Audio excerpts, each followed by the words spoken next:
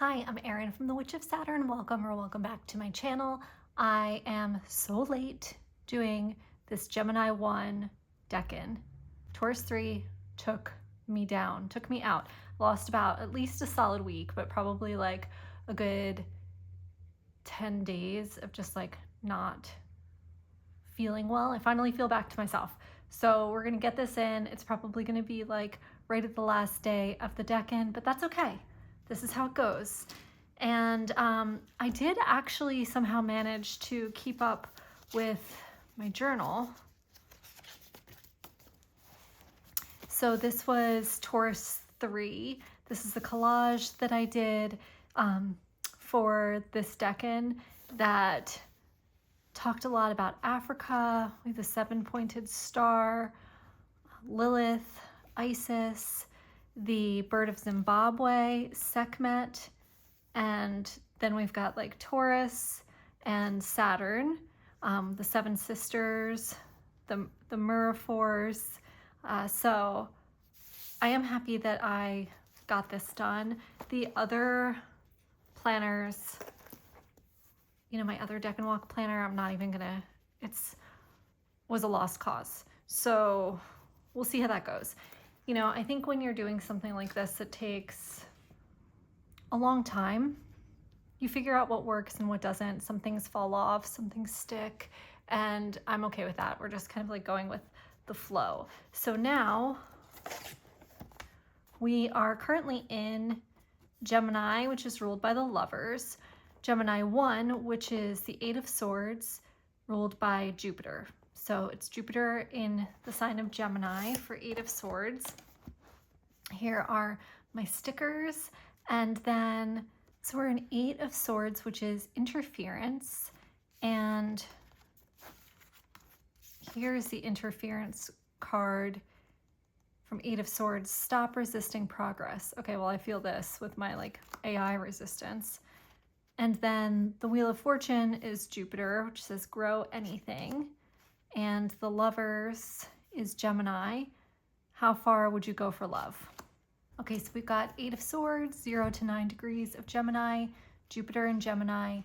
The Hermetic name, Hermetic title, look, I remembered it this Decan, is interference or shortened force. And then Gemini I, Austin Coppock calls the apple of Eden. And then I wrote the stop resisting progress from Outgrow Yourself here. So the Decan image is a beautiful woman, a mistress of stitching, 2 calves and 2 horses. A man in whose hand is a rod, and he is, as it were, serving another. The Decan significations are writing, computation, and number, giving and taking, the sciences, wisdom, and the knowledge of numbers and arts in which there is no profit. For the number 8, we have themes of government, discipline, leadership, accomplishment, and themes of rationality, mastery, success, and authority, which is interesting because there's nothing here about transformation, and that's what I think of when I think of 8. So now I'm like, very interesting. And then here are some of the shapes that are associated with 8. I forget what this guy's called, but then there's like the moon phases. There's also the Bagua, which is the Feng Shui map, and the Wheel of the Year, I think, was another of the Sabbats, was in there as well. And all of this so far is from Susie Chang's tarot correspondences. Okay, so these are my notes from Austin Coppock regarding the Eight of Swords. He says that from the worked land grows a tree, and from it hangs a ripe fruit. A woman plucks the apple and bites, and her awareness explodes into a mass of binary code. The ones and zeros become the twins, which is Gemini, the mortal and immortal selves. In Gemini, the soul explores its capacity for variety, and the self becomes aware of the duality within all things in Gemini I. Yin and Yang emerge along with the language of binaries, unlocking the capacity to code all things. In the RWS, we see a woman bound and blindfolded in swampy ground. In the Thoth, it's a card of interference, a poor omen situation where one is paralyzed by an overabundance of options. So there's this paralysis by the sheer abundance of knowledge possible. And then I just wrote this little note about how we contain multitudes. The division of the world and the naming of its parts in this Decan generates all arts, crafts, and sciences, and gives rise to a bewildering profusion of selves, a face of tremendous curiosity and intelligence, the power to discover the multiplicity within all unities, the complexity and simplicity, clever methods and numerous pathways which can decenter and overwhelm. And so that's kind of like really how I see this card thus far, is that Jupiter is this planet of expansion, right? That expands on Gemini's curiosity and need for knowledge and intellect, to the point where it can feel limiting, because like, how do you even decide where to start or where to go first? Okay, so now I'm in 36 Secrets, where Susie Chang talks about Mercury embarking on his never-ending quest to break down imminent mysteries into bite-sized chunks. But his attention becomes split by a wealth of bifurcating paths. The Lover's card is associated with the Hebrew letter Zayin, which means sword, and this slices reality into innumerable ones and zeros, where so much choice becomes paralyzing. So we see that again. And then she talks about Jupiter's dignity being impaired because Jupiter is in detriment in Gemini. So remember that detriment and home or domicile will always be across from each other. So while Jupiter rules Sagittarius, which we see here, Sagittarius and Temperance, it then is in detriment in Gemini, which is on the same axis. And kind of the way to understand how domicile and detriment work in terms of the planets, I think we went over this in another video, but it's like Jupiter is this planet of expansion and the big picture, right? And Mercury is a planet of fine details. So we see that Jupiter is not going to be comfortable in Mercury's home sign, and Mercury is not going to be comfortable in Jupiter's, even though they're the same. Jupiter is, the mass of knowledge and wisdom, and Mercury is the intake of information and the processing. They can't exist without each other. They are on the same axis, the same wavelength, and yet they are two extremes and therefore not comfortable in each other's realms. The Lovers represents the moment when we are most free to choose, and the Wheel of Fortune endlessly spins out destinies, but what it does not offer you is choice. Something that Susie Chang said that made sense to me: the hand outstretched for blessings cannot also grasp a sword. So these two majors are struggling for supremacy in the Eight of Swords. The wheel keeps spinning and the Lovers keeps trying to pause it to choose. So in a way, the Eight of Swords has bound itself, unable to accept what is given, but unable to choose anything else because it feels too dangerous, like throwing a stick into a spinning bicycle wheel. The Lover's sword is designed for paring down, but how do you prune infinity? In this state of paralysis, you get interference or shortened force. And then she also goes on to talk about Adam and Eve, this dance of fortune and free will, where Providence, the Wheel of Fortune, was granted to you. You made a choice, the Lovers. You broke the rules. You ate the fruit of knowledge. You thought you were smart, but now you're on your own. And then also she talks about weaving and sewing, where we can see the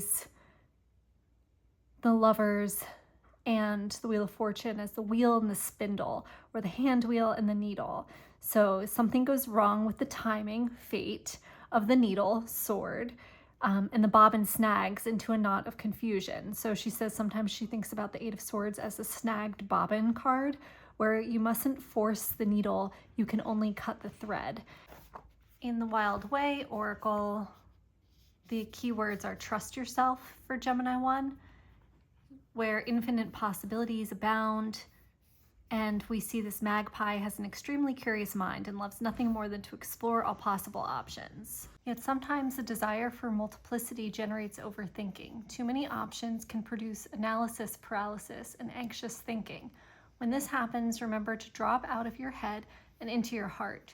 Use your intuition instead of letting ruminating and unhelpful thoughts carry you away from your center. And I really like that. In the Thoth card, we have the doubting, non-trusting, over-analytical mind. The mind going back and forth. When you are in times of interference, it is time to wait, not time to act. Wait for clarity to reveal itself. So we have these two central swords crossed by 6 sabers. Choosing between 2 alternatives of apparently equal merit, you will not come to a decision by reflecting analytically. So again, this message to drop into your intuitive self. In the Mysteries of the Black Madonna tarot deck, we have the 8 of the black veil, the black sun, the spiritual sun. Whilst all things were in quiet silence and the night was in the midst of her course, thy almighty word, O Lord, came down from heaven from thy royal throne. The iconography of the black sun is a many-layered one. It appears in various traditions and cultures, and it is a potent symbol for the cosmic Christ, a symbol for the spiritual sun, the black dazzling radiance beyond the light of our physical world, and it is a metaphor for the dark night of the soul. The spiritual sun refers to the cosmic Christ, or the Christos in Gnostic Christianity. Through using the word sun instead of sun, so sun like the luminary instead of sun like a child, it is not limited to gender. The spiritual sun is the light of the divine behind and beyond our physical sun. The black sun can be interpreted to point to the dazzling radiant black light of the cosmic womb beyond and behind our physical sun.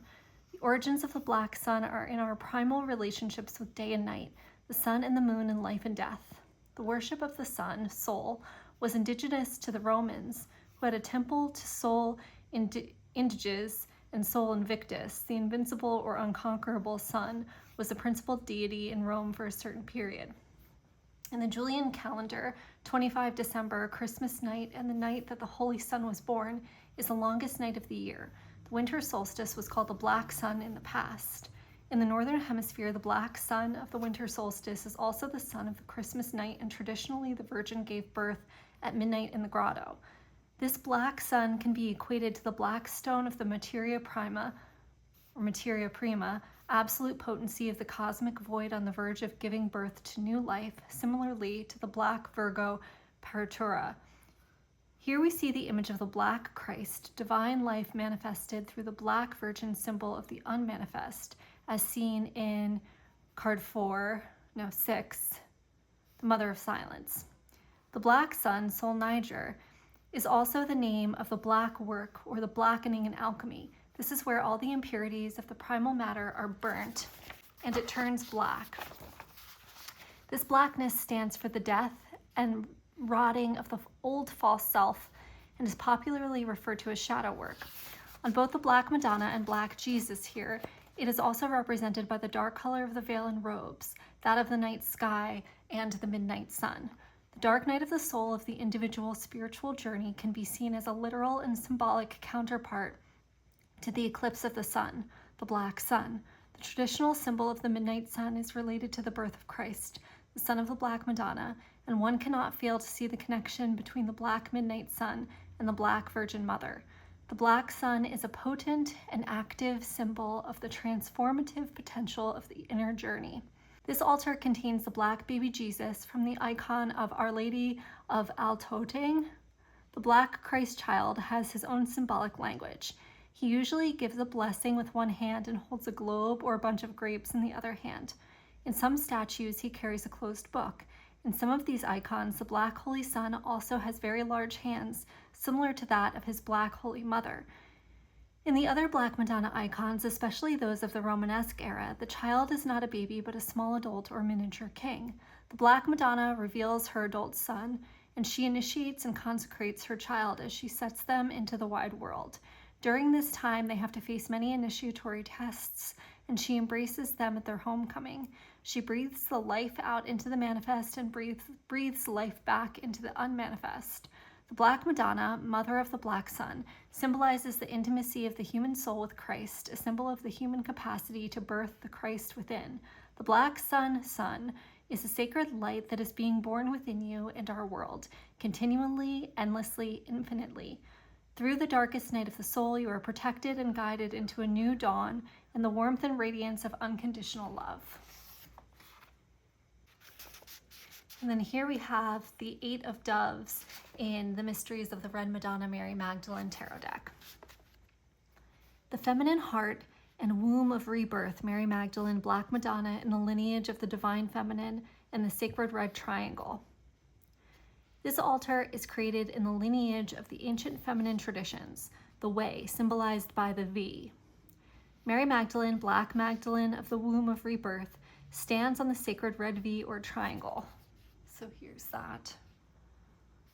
This is also the oldest symbol of the Great Mother Goddess, and her sacred life force, found in caves on walls in Africa, is said to be 40,000 years old. Dr. Marea Gimbudis's work on the sacred red V and the Mother Goddess in Africa was rejected by the academic fraternity for many years, but slowly more and more of it is being accepted by a wider audience. If you make one the masculine and the feminine, so that the masculine is no longer masculine and the feminine is no longer feminine, then you will enter the kingdom. That's from the Gospel of Thomas, Logian 22. The V is the secret symbol of Mary Magdalene. It is at times shown as X, where the upper pyramid, symbolizing the feminine, rests on the lower pyramid, the blade, and the masculine. Okay, so there's the upper pyramid of the X and the blade. Okay, I get it. This symbolizes human consciousness dwelling in matter, the masculine blade reaching up through the act of free will, love, and wisdom to the descending V and receives the feminine into itself. The masculine is traditionally regarded as the active and penetrative element, and the feminine as the passive and receptive. In this symbolism, the roles are reversed. Mary Magdalene is revered as both Black Madonna and the sacred womb in the Cathar tradition. In the shape of the V in the red triangle, we see the mirrored symbol of the Yoni chakra in the Eastern goddess tradition of Tantra. So that looks like this, but pointing downwards. The Yoni mudra is a gesture of the hands that encapsulates and channels the energy of this chakra through putting the hands together in the downward pointing triangle. It is the practice of initiates to place the hands in the mudra shape on the sacral chakra or the womb chakra, also known as the hara in other traditions. So yeah, you would like if you were laying on your back, you would take Yoni mudra like this with your thumbs at your navel and your fingers pointing down towards your pubic bone.